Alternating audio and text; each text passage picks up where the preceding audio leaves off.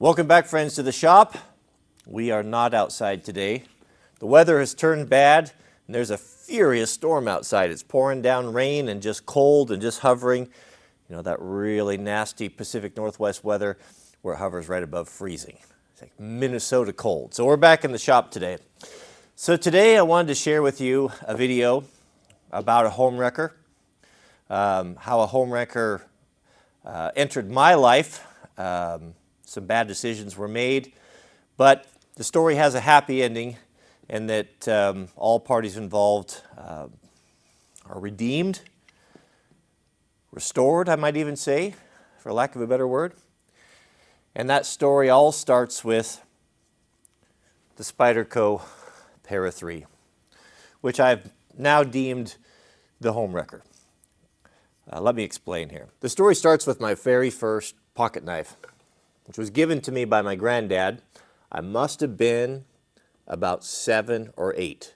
And granddad gave me a 3-bladed old timer. Now that's when they were made in the States, before they turned into garbage that they are now. Back then they were a beautiful knife. A small traditional pocket knife with the simulated brown bone handle, you know, the serrations on it. We've all seen that before. Had 3 blades, had a long blade granddad called a Texas toothpick blade, and then there was one that was rounded on the back he called a sheep's foot, and there was just a small paring kind of utility knife.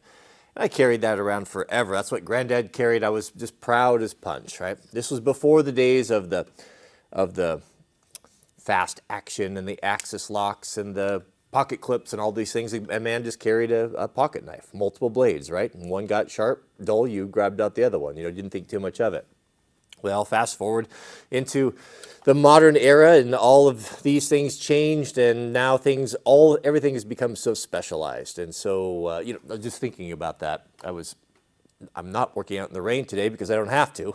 So I'm in the shop getting the mountain bikes ready. I was just thinking, good grief, how specialized bikes have become. I mean, when I was a kid, young, a bike was a bike was a bike. There was a girl's bike and there was a boy's bike, right? Well, it started to become a little bit more specialized with BMX and 10 speeds and stuff. But now, good grief, you just get into the mountain bike category and you've got 5, 6 subcategories, if not more than that. Well, that's the way things are. So my quest for the perfect pocket knife went on and on. And about 10 years ago, has it been? 10, 12 years ago, I bought my first benchmade 940 Osborne.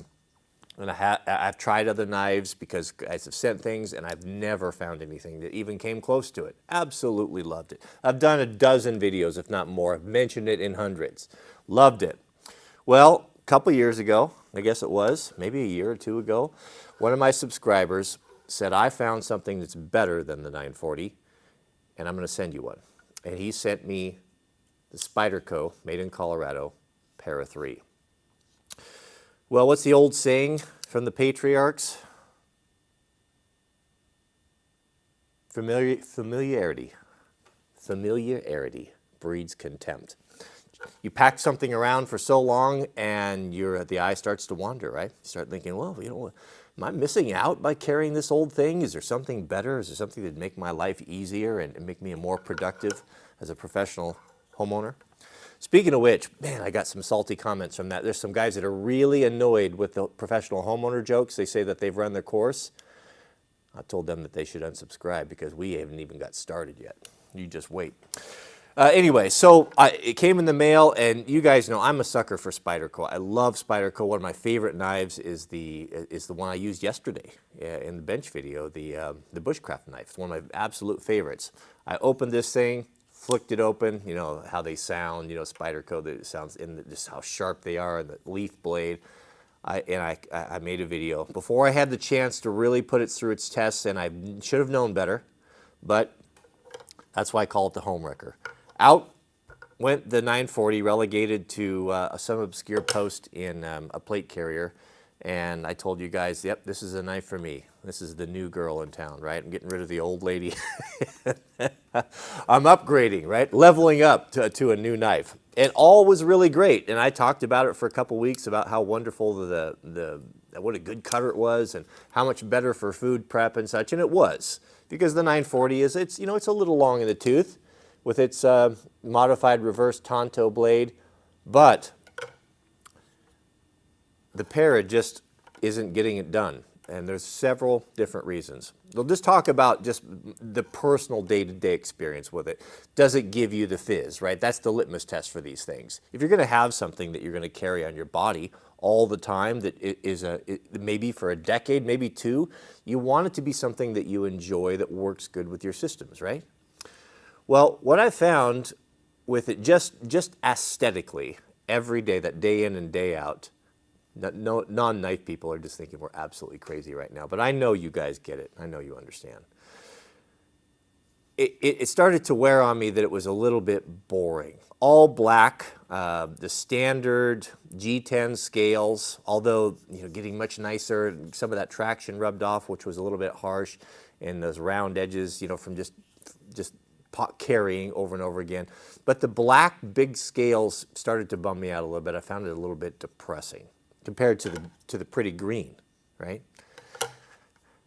Also, the fact that it just is boring, the lock is not as nice as well. That liner lock on the back, it works fine, but it takes, when it's in and out of your pocket 10, 15 times a day, the fact that it's a little bit fussy and it just doesn't work near as well, it's just a little bit awkward compared to the Axis, which, the Axis lock, you just get it down where you can use it one-handed, you can open it with a thumb stud. It's a superior lock. It's much stronger, in my opinion. I'm put it on like a super tester, but I mean, it just feels, the lockup is solid, the lockup is better, and the activation of it is better. Also, this is it's a kind of a big knife, right? It's very thick. I mean, when you take that, the outside points here from here to here, in a pocket, because you guys know when I go out with Mrs. W, I like to wear my skinny jeans, and this here prints really bad, and the sharp edges starts to tear up the pocket bags on your nicer pants, and it just doesn't carry very well. This is a knife that almost, you can't put anything else in the pocket. You almost have to have it by itself because it's just the size of it, right? But you don't really get a benefit from having that extra size in any way over the 940 because it's quite a bit shorter, almost an inch shorter in the blade right there, and really fat in the body, right? So it doesn't carry near as well. Now the 940, this is in my stream of consciousness here. We're just making this up as we go here. The 940 carries beautifully in a pocket. It's, how would I describe it? Here's how I describe it. So 2 years ago, Mrs. W and I went down to VidCon. That is for YouTube creators. There's a fan side, then there's a creator side. We go in the creator side to stay abreast and learn about changes in the platforms and trends and all those sort of things. We were at a hotel, and of course, there's lots of YouTubers down there, and the hotel had a swimming pool and a really nice big hot tub. So we were down there in the hot tub after supper, and a group of 3 black ladies came down that were also YouTube creators in their probably middle age, maybe in their mid-30s or so. And they were mukbang YouTubers, and they were hilarious. Now, this is a genre that I didn't know much about, so we had a good old time, comparing notes and them telling about what they did and us telling what we did. Well, Mrs. W had to get out to go get something to drink or something. And when she got out, she's in her swimsuit, all those black women like, "Ooh, girl, you skinny fat," which was pretty funny. Because Mrs. W is a curvy woman, right? She's got a small waist and the hips and all of that. And they like that. They thought that was pretty good. Well, skinny fat, this knife is skinny fat because it is very skinny and fits well in the pocket, and it's a long knife. You got some pretty good serious reach right there. It could even be used as a defensive knife, but just for day-to-day purpose, for prying, it's the great length. And having that strong tonto point at the end is the next point we'll get to here. And this is a huge downfall for me for the Para 3 because that tip on this is very delicate. Now it is great for slicing apples. Well, that's for sure. This is not very good for slicing apples and sausage, but how often do you do that? And if you need to do it, you're going to get it done, right? It's not a big deal. But that delicate tip is a non-starter for me. Even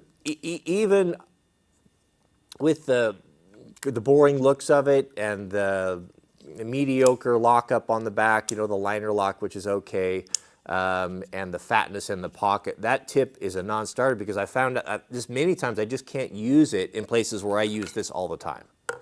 I pry with this. As I've said, I've pulled paint cans off. I've even poked holes in light steel. You know, because the tool, the knives are tools to make our job easier, right? And they need to be as useful as possible. So if it needs to be pressed into a pry bar, you got a strong knife right here. I rarely came across a folder that's going to be stronger than this. This is not going to be some huge thing like a zero tolerance, which are just too big, in my opinion. I don't want to carry that.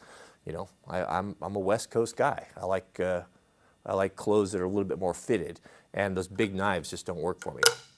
So this became not very usable. And I know guys will say, well, it's made for cutting. You know, it does what it's made to do. No, I get that. I'm fine with that. And if you are very disciplined or your life is different than mine, that you're not a professional homeowner and you don't find you have to press your knife into a million different rolls every day, then that might be fine. I mean, it's a good knife, because here's the problem with doing these videos. You know, they come out and say, oh, this is the best knife ever. So guys buy them, and then they're happy, and then they see the 940 come into the picture, like, oh, wait a minute. You know, so I'm going to say they're both good. But for me, this is the better knife for all those reasons. The strong tip, the super thick blade, the excellent lockup with the axis, which is just, let's face it, it's just fun to play with.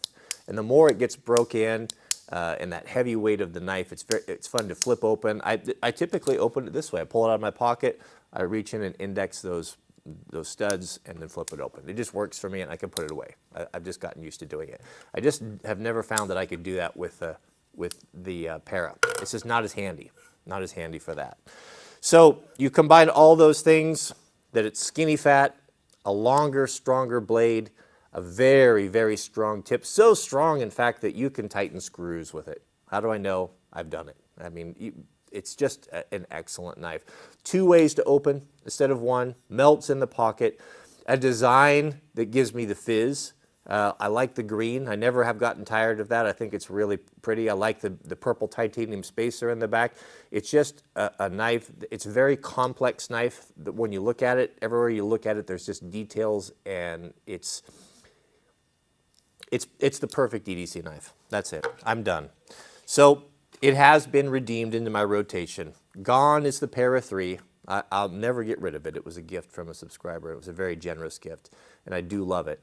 But it's going to go into a B roll, a JV roll versus my starter varsity knife right here. That's it. I'm not going to look anymore, and I've learned my lesson. When next time I'm enticed by the next HOMEWRECKER, I'll reflect back upon my previous experiences, and I will look and I will receive instruction, and I will show it a fine pair of heels and run away and just be happy with my 940. So that's it. That's the reason. I know it's the most requested video in the last 2 weeks, because I mentioned I was going to do this video, so I'm sorry about that. I don't think you'd be super interested in me torquing down bolts and doing mountain bike builds, so it's kind of a small group. But speaking of mountain biking, well, we'll talk about this in the future. Thanks for watching.